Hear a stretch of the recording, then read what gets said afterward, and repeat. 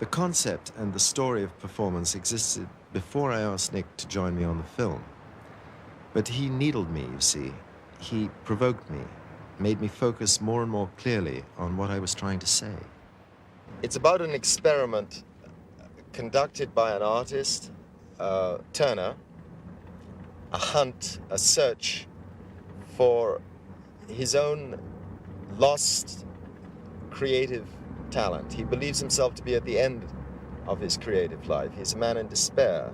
And then destiny brings him his mirror image, Chaz, the man in whom he sees what he was and what he could be again. Chaz arrives by accident, chance, in his house. The predator arrives at the house of the artist. The barbarian arrives at the house of the intellectual. Nick's curiosity was a very intellectual one, and also maybe a gossipy one. Why not? He was curious about Turner. He was curious about the East End and about the hoodlum milieu that I'd saturated myself in. But the curiosity that was more useful to him and to both of us was probably that about the people he was working with.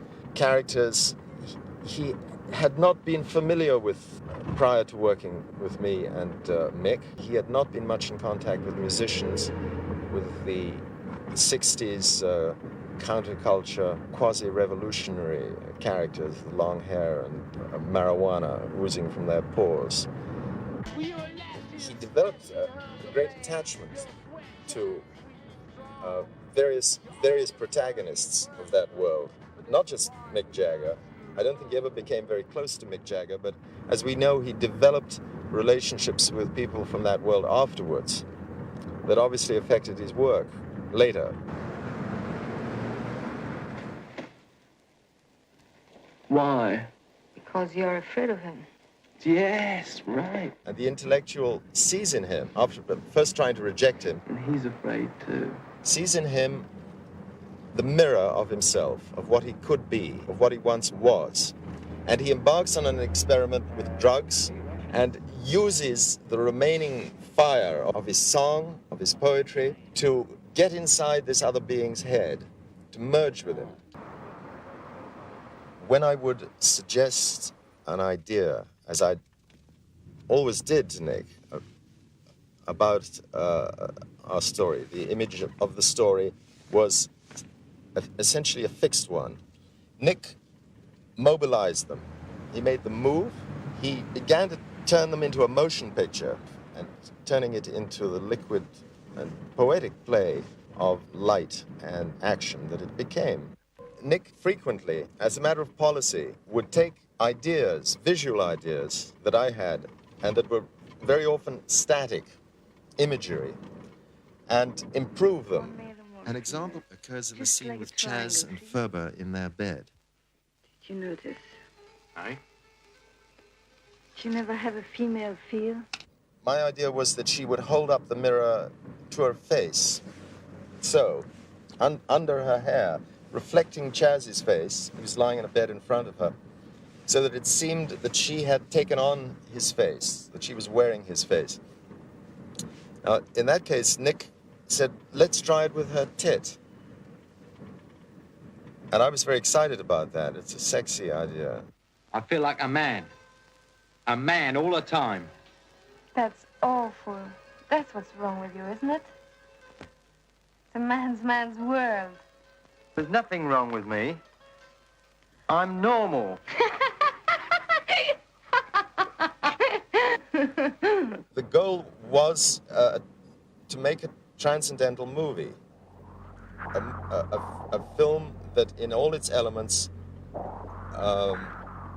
focused on a vision of reality, the recursive paradox Chinese box theory of the universe, where all things reflect their opposites. That is the Borgesian theme. I said I'd lifted the main theme from him. That's no more than the truth. That's the honorable theft of the Borgesian idea that one man is all men, and that at the moment of truth, when two men seek each other out, the moment of destiny, the pattern of their lives may have become so similar that to all intents and purposes they become one man. Now, this is a thing that primitive magicians and aborigines and so on work towards with pointing sticks and spells, the stealing of another man's soul.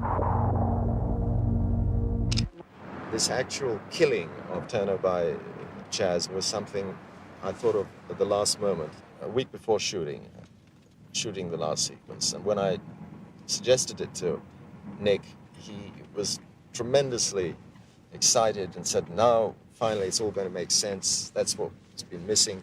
I was always worried about the end. Death is regarded as a transcendent moment there, and not as an end. I don't know.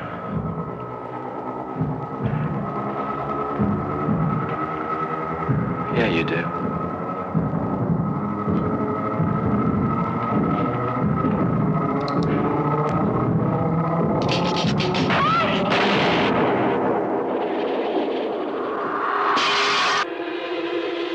Hello, Chaz.